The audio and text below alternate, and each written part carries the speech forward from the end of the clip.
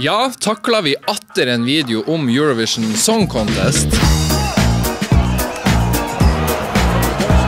For Eurovision 2024 tror jeg må være den dårligste Eurovision-sesongen noensinne. Og det handler ikke om at sangene var dårlige, eller at Sverige gjorde en dårlig jobb med å på en måte arrangere dette showet. Nei, dette handler om politikk, krig og konflikt. Så i denne videoen her så skal jeg snakke om de store skandalene og Eurovision-sesongen generelt, og ikke minst det at Norge fikk sisteplass.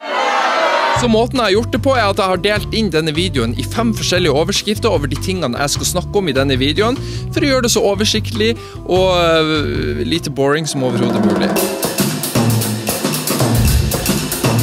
Den største elefanten i rommet i år er jo det at Israel fikk lov til å delta i årets Eurovision-sesong. Og bare ro dere 5 hakk ned. Jeg skal ikke gå ut og mene noe om denne konflikten her. Ikke fordi at jeg ikke har mening om den, for dette har jeg så absolutt, men jeg har ikke lyst til å kaste meg inn i den debatten. Det er ikke derfor jeg er her. Men kort fortalt, Israel fikk delta i år. Sånn er realiteten, sånn er det. Det er ikke noe jeg får gjort med det, eller du heller. Men når EBU tillater at Israel får lov til å delta i år, så skjønner de, eller de burde i det minste forstå, at årets sesong kommer til å bli preget av masse demonstrasjoner, boykott, du må ha inn masse livvakter og politi til å beskytte folk i denne produksjonen her, for at folk er fette gale der ute. Synes jeg personlig at Israel burde fått lov til å delta i år?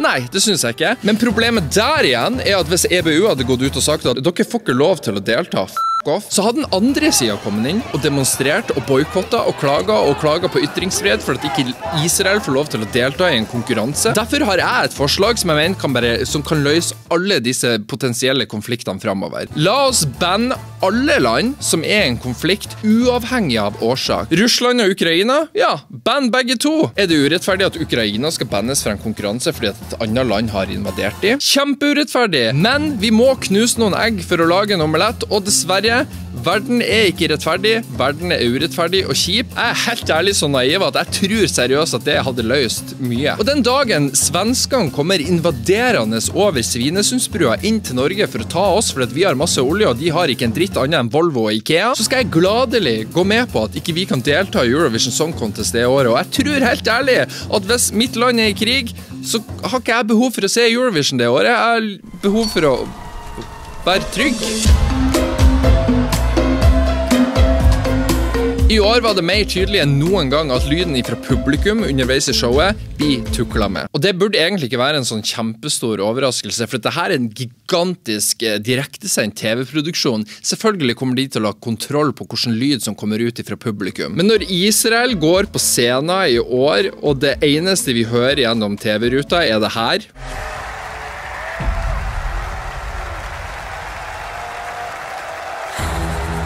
men heldigvis så lever vi i en alder der alle har et kamera i lomma si, og det kan lastes opp på YouTube, og da får vi det her.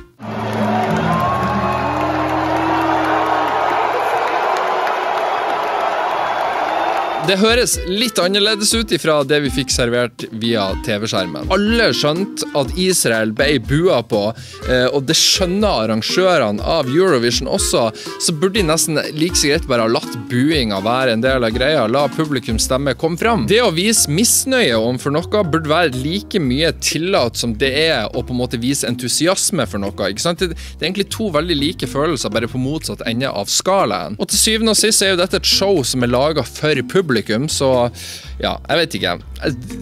Uansett så kommer ikke EBU godt ut av dette. Men en ting som var veldig morsomt er at når Nederland skal gi ut sine jurypoeng, så er det jo da sånn at Nederland har blitt diskvalifisert, og representanten fra Nederland ønsker ikke å stille opp på TV-sendingen da og dele ut poeng fra Nederland. Så Martin Østerdal, sjefen i EBU, setter ut i publikum og skal lese opp 12-poengeren fra Nederland. Og siden han bruker den mikrofonen til å snakke, så er det hans eneste lydkilde, og når du setter såpass nært publikum, så er det veldig vanskelig å få redigert bort buinga.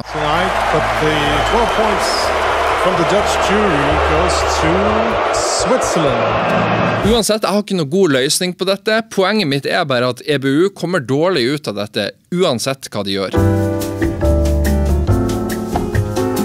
Og som om ikke det var nok, så ble altså Nederland diskvalifisert i år fra å delta i Eurovision i selve finalen. For som dere sikkert vet, Nederland var en av favorittene i år, og Nederland tok i tillegg og kvalifiserte seg fra semifinalen. De skulle delta i den store finalen, de var der, de var i Malmö, klar til å kanskje få en veldig god topp 5-plassering. Men så begynner det å skje noen mystiske greier underveis i konkurransen, for her har jeg et klipp fra pressekonferansen etter den ene semifinalen, der både Israel og Nederland gikk videre, og ja, bare la oss se på dette. Have you ever thought that by being here, you bring risk and danger for other participants and public? You don't have to answer that question if you don't want to. Why not? If you want to. Så det som skjer her er at Israel blir spurt om, ok, er det trygt at dere er med? Tenkte du noe over det? Har du reflektert litt over dette? Hvordan sikkerhetsrisiko du er med på en måte spre for denne konkurransen her. Og på siden der så er det da representanten fra Nederland, Joost Klein. Han er tydelig irritert og sier, ok, hvorfor skal ikke hun svare på det? Hun burde svare på dette. Han var en motstander av at Israel skulle være med i år, og noe som de fleste artistene var, det skal sies. Men ut av det blå så kommer det altså en nyhetsartikkel om at Nederland sin artist har altså vært truende mot noen i produksjonen av Eurovision. Og det var såpass ille at han ble politianmeldt i Sverige. Og jeg skjønner liksom ikke hvor truende må du være for at du ender opp med å bli politianmeldt, og i tillegg diskvalifisert fra hele Eurovision. En liten del av meg var litt glad for dette, for jeg synes Nederland sin låt i år var trash. Så jeg var ikke en fan av Nederland i år. Det betyr ikke at jeg ønsket at de skulle bli diskvalifisert, men nå var jo han tydeligvis veldig aggressiv og truende, så noe måtte tydeligvis arrangørene gjøre. Men det ser uansett dumt ut når Israel fortsatt får lov til å delta i år, og så blir Nederland diskvalifisert. Jeg skjønner at disse to har ikke noe korrelasjon med hverandre, jeg forstår det, men for folket flest der ute så skaper det ekstremt sterke reaksjoner som bare bidrar til å øke det shitshowet som var Eurovision i år.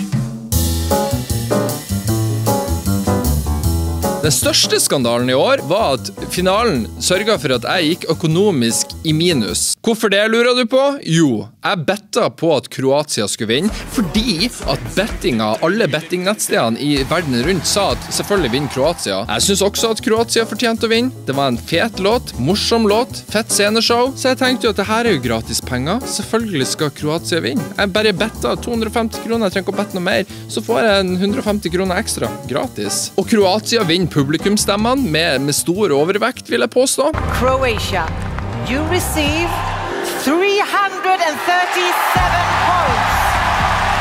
Men atter en gang så kommer juryen inn i bildet og bare ødelegger festen totalt. Det er riktig, jury. Jeg har ennå ikke tilgitt dere etter 2019, når Keiino deltok. For hvis det var opp til publikum, så hadde Norge vunnet da. Eller vi kan bare spole tilbake 1 år til når Finland deltok i fjor.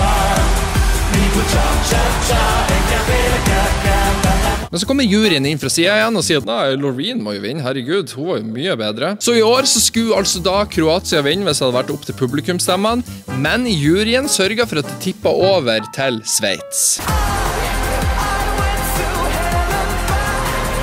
Og jeg vil bare si at Sveits var absolutt en fortjent og verdig vinner. Jeg synes Sveits hadde den 3. beste låta i år etter Kroatia på første og Ukraina på 2. plass. Men helt ærlig så driter jeg i hva folk sier der ute om hvorfor vi trenger en jury. Vi må sørge for at kvalitet kommer fram og at ikke folk stemmer på naboene sine og alt det der, for det skjer fortsatt, bare så det er sagt. Men at juryen der ute skal stå gatekeep hvilken musikk som fortjener å vinne Eurovision Song Contest er bullshit. Jeg føler til og med en irriterende fyr på Instagram, som jeg ikke skal name-drop her, som la stories ut hele kvelden om at det er bra at juryen kommer inn, for at Kroatia sin låt er bare en dum partylåt som ikke har noen musikalske kvaliteter i seg. Og jeg skjønner også at på papiret, sånn rent musikalsk sett, så er Sveits sin låt mye mer interessant enn Kroatia sin låt, som bare har en jævla note gjennom hele refrenget. Og det er bare en partylåt som er laget for å være publikumsfrieri. Men er ikke Eurovision Song Contest egentlig et show laget for publikum? Hvorfor Hvorfor får publikum lov til å stemme i det hele tatt, hvis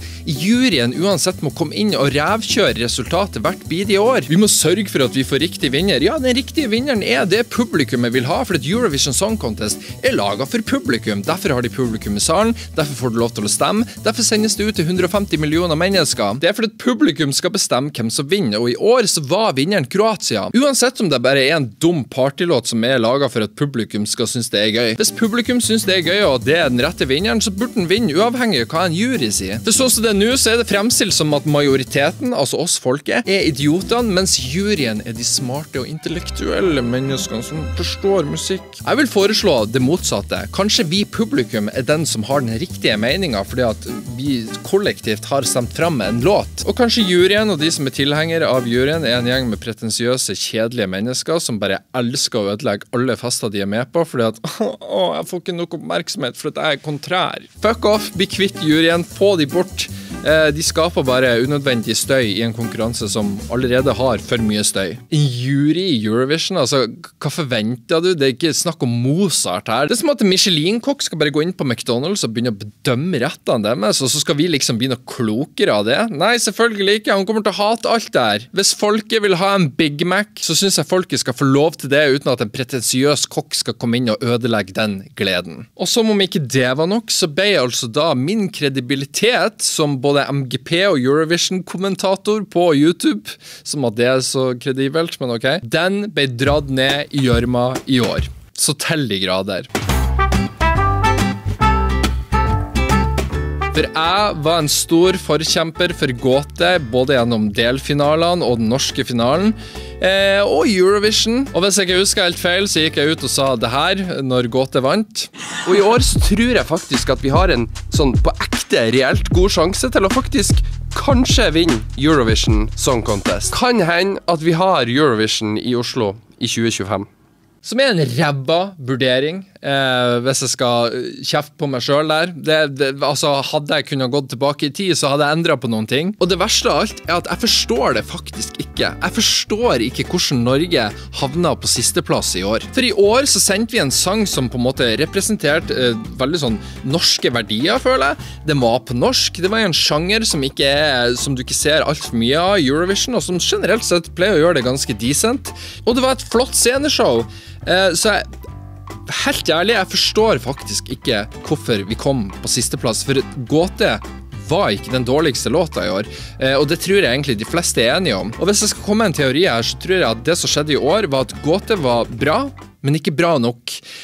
Og så kombinerer du det med masse støy i Eurovision. Herregud, folk krangler med det. Irland sint på Israel, og Nederland blir diskvalifisert, og mye støy. Mens gåte ganske anonym i dette. De litt sånn, ja, nei, vi nå her, og vi synes ikke noe om Israel, men vi nå her. I tillegg til at Norge var nummer 14 i rekkefølga, så drukna helt i alt dette surret. Og vi var ikke en juryfavoritt heller, for å si det mildt. Hvem kan forstå det? Juryen har jo så god peiling på musikk. Men jeg tror som sagt problemet at vi var bare OK tydeligvis i folket sine øyne, som da gjorde at vi blir på en måte helt glemt av. Og det verste du kan bli i en sånn her konkurranse å bli glemt av. Hvis du bare får terningkast 3 og så det OK, men ikke bra nok. Og jeg vet ikke, jeg føler jeg bare står og snakker piss når jeg prøver å liksom finne en forklaring på hvorfor gåte kom sist, men jeg har ikke noe godt svar på det. Jeg tok i hvert fall feil, og jeg må revurdere om jeg skal mene noe om neste års MGP og Eurovision-sesong, for at dette, i år så bommer jeg så kraftig at det her litt sånn som når Jon Selås i 1993 anmeldte Jurassic Park og ga den, hva var terningkast 2 eller 3, jeg husker ikke. Dette var mitt sånt øyeblikk, gå så hardt ut og hevde, herregud, dette blir jo topp 5 for Norge, garantert. Og så ble det ikke det. Ja, nei, jeg har ikke noe mer, jeg har ikke noe å komme med. Jeg tydeligvis en idiot. Hva faen vet jeg om ting? Jeg skal slutte å mene ting.